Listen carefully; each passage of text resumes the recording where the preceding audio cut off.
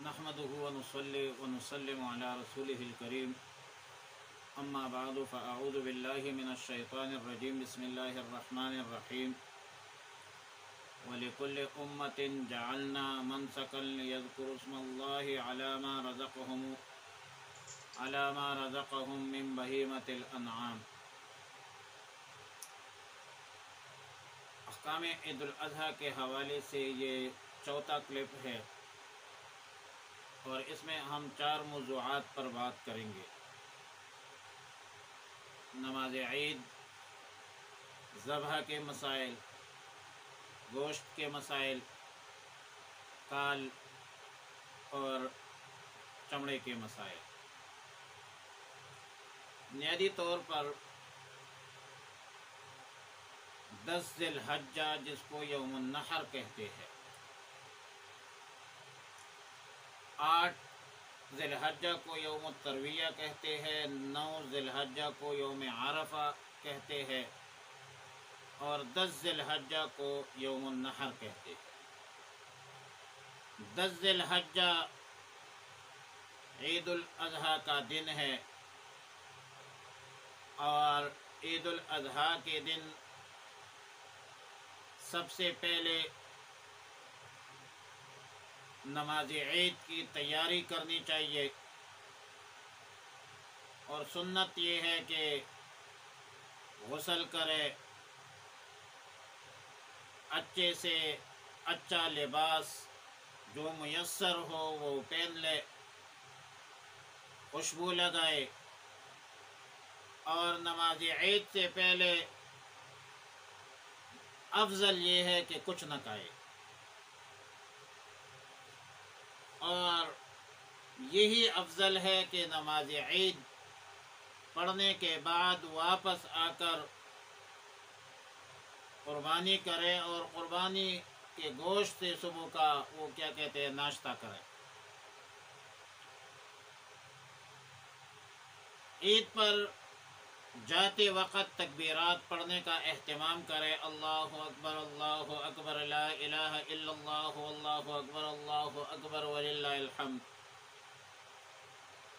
کوشش کرے کہ عیدگاہ میں وقت سے پہلے پہنچ جائے اور شروع کے صفوں میں بیٹھنے کی کوشش کرے۔ یہ بھی سنت ہے، فقہاء نے لکھا ہے کہ جس راستے پر آپ عیدگاہ گئے ہیں واپسی آپ دوسرے راستے سے کریں، اور ہمارے ماحول میں تو اردو میں پشتو میں تقریریں کی جاتی ہے، پھر اس کے بعد نماز ہوتی ہے، پھر اس کے بعد خطبہ ہوتی ہے عید کی، اور ہر مسجد میں تقریباً عیدگاہ میں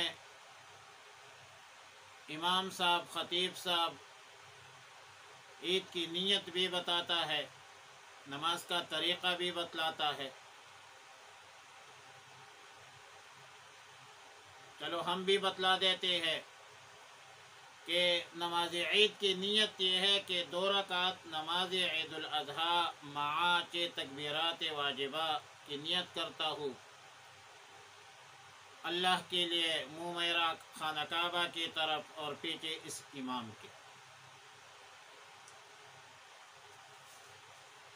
تکبیر تحریمہ یا پہلے تکبیر کے بعد ثنا ہے، اور ثنا کے بعد سورہ فاتحہ پڑھنے سے پہلے امام صاحب 3 بار اللہ اکبر کہیں گے، مقتدی بھی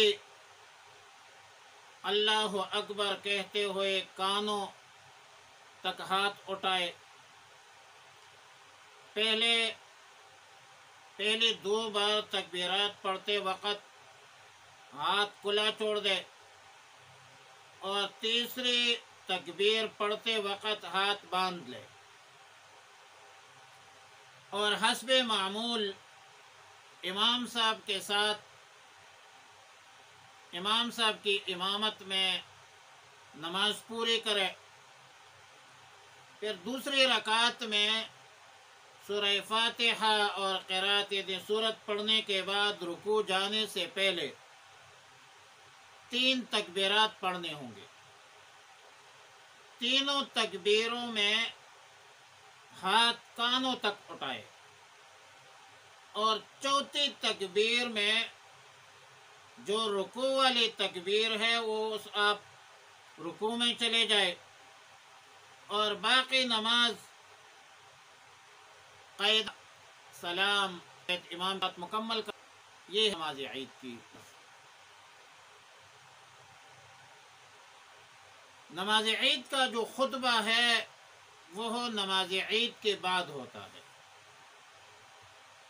اور جس کا سننا واجب ہے۔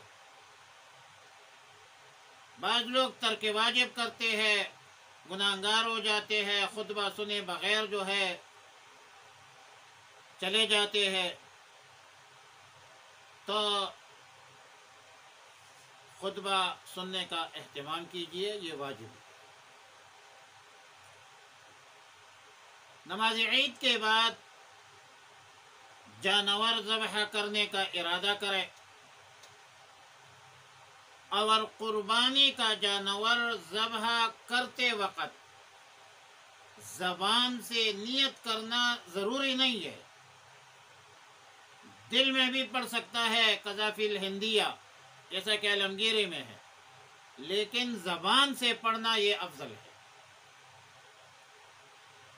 پھر قربانی کی جو جانور ہے اس کو اپنے ہاتھ سے ذبح کرنا یہ افضل ہے، لیکن اگر خود صحیح طریقے سے ذبح نہیں کر سکتا ہو تو کسی اور سے بھی کرا سکتا ہے، قذافی الشامی۔ ذبح میں اصل چیز حلقوم، مرے اور 2 رگوں کا کاٹنا ضروری ہے۔ جو یہ عقد ہے، ہڈی ہے، اس کے نیچے جمع ہوتے ہیں، اس لیے عقد کے نیچے کرنا، تحت العقد ذبح کرنا یہ افضل ہے، بہتر ہے۔ ہاں، اگر ماہرین یہ کہے کہ اعضائے، یہ جو اعضاء ہے یہ عقد کے اوپر کٹ جاتے ہیں تو بلا شبہ جانور حلال ہے اور جائز ہے، لیکن احتیاط اسی میں ہے کہ ذبح تحت العقد ہو، اور یہ کبھی کبھار وہ ذبح کرتے وقت وہ جو جانور ہم ذبح کرتے ہیں اس پر ڈپینڈ کرتا ہے، کبھی ایک پوزیشن میں کبھی دوسری پوزیشن میں، تو اس لیے شریعت نے تھوڑی توسع دی ہے۔ اور امام برہان الدین المرغینانی رحمہ اللہ الباری لکھتے ہیں وَالذَّبْحُ بَيْنَ الْحَلْقِ وَاللُّبَّةِ وَفِي الْجَامِعِ الصَّغِيرِ لَا بَأْسَ بِالذَّبْحِ فِي الْحَلْقِ كُلِّهِ وَسْطِهِ وَأَعْلَاهُ وَأَسْفَلَهُ۔ قذافی الہدایہ کتاب الذبائح جلد 4 صفحہ نمبر 435۔ خیال رکھیں کہ جانور ذبح کرتے وقت چھری کو خوب تیز کیجیے تاکہ جانور کو، حیوان کو تکلیف نہ ہو، جیسا کہ ابو داؤد شریف کی روایت میں ہے۔ قربانی کا جانور ذبح کرتے وقت قبلہ رخ لٹائے، اور اس کے بعد یہ دعا پڑھے انی وجہت وجہی للذی فطر السماوات والارض حنیفا وما انا من المشرکین ان صلاتی ونسکی ومحیای ومماتی للہ رب العالمین لا شریک لہ وبذلک امرت وانا اول المسلمین اللہم منکا ولکا۔ اور اس کے بعد ذبح کرتے وقت یہ دعا پڑھے بسم اللہ اللہ اکبر کہہ کر وہ ذبح کرے، جیسا کہ ابو داؤد شریف کی روایت میں۔ ابو داؤد شریف کتاب الضحایا باب ما یستحب من الضحایا میں یہ ترتیب لکھی۔ اور ذبح کے بعد پھر یہ دعا پڑھے اللہم تقبلہ منی کما تقبلتہ من حبیبک محمد صلی اللہ علیہ وسلم وخلیلک ابراہیم علیہ السلام۔ یہ دعا بھی ساتھ پڑھے، قبولیت کی دعا کیجیے۔ اور یاد رکھیں کہ قربانی کے جانور میں اگر کئی شرکا ہو تو گوشت وزن کر کے تقسیم کرے، قذافی شامی تک پر اور اندازے سے گوشت تقسیم نہ کرے۔ قربانی کے گوشت کے حوالے سے افضل یہ ہے کہ گوشت کو 3 حصوں میں تقسیم کرے۔ ایک حصہ اپنے عیال کے لیے، گھر والوں کے لیے، دوسرا حصہ رشتہ داروں دوستوں پر تقسیم کرے، اور تیسرا حصہ جو فقراء ہے، مساکین ہے، غرباء ہے، اس پر تقسیم کرے۔ ہاں البتہ ایک بندے کا کنبہ زیادہ ہو، عیال زیادہ ہو، تو وہ تمام گوشت خود بھی کر سکتا ہے۔ اور ایک مسئلہ یہ ضروری ذہن میں رکھے کہ قربانی کا گوشت بیچنا، فروخت کرنا یہ حرام ہے، اور ذبح کی اجرت میں بھی آپ گوشت نہیں دے سکتے۔ ذبح کی اجرت میں گوشت یا کال دینا بھی جائز نہیں ہے، اجرت مزدوری علیحدہ دینا چاہیے۔ قذافی شامی کتاب الاضحیہ۔ قربانی کے کالوں کے حوالے سے گزارش یہ ہے کہ قربانی کے کال خود بھی استعمال کر سکتے ہیں۔ مثلا آپ اس سے مسلح بنانا چاہتے ہیں، یا کوئی ڈول بنانا، بوقا جو ہوتا ہے کنویں والا، وہ بھی بنا سکتے ہیں، یا کوئی اور چیز آپ بنانا چاہتے ہیں تو خود استعمال کر سکتے ہیں، کوئی قباحت نہیں ہے۔ لیکن کال کو فروخت کر کے اس کی قیمت آپ استعمال شرعاً نہیں کر سکتے، بلکہ اس کی قیمت کو صدقہ کرنا واجب ہے۔ قذافی معتبرات الفقہ، معتبر فقہا کتابوں میں یہ لکھا، اور فتاوی علمگیری نے لکھا ہے کہ قربانی کے کال بدون نیت صدقہ فروخت کرنا جائز نہیں ہے۔ اور ایک مسئلہ اور بھی ذہن میں رکھے کہ قربانی کے کال کسی خدمت کے معاوضے میں دینا بھی جائز نہیں ہے۔ اس لیے امام مسجد ہو یا مسجد کے مؤذن ہو وغیرہ، ان کو، امام کو، مؤذن کو حق الخدمت کے طور پر کال دینا یہ درست نہیں ہے۔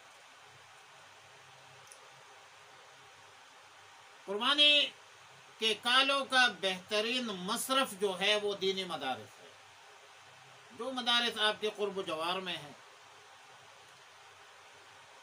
یہ بہترین مصرف ہے۔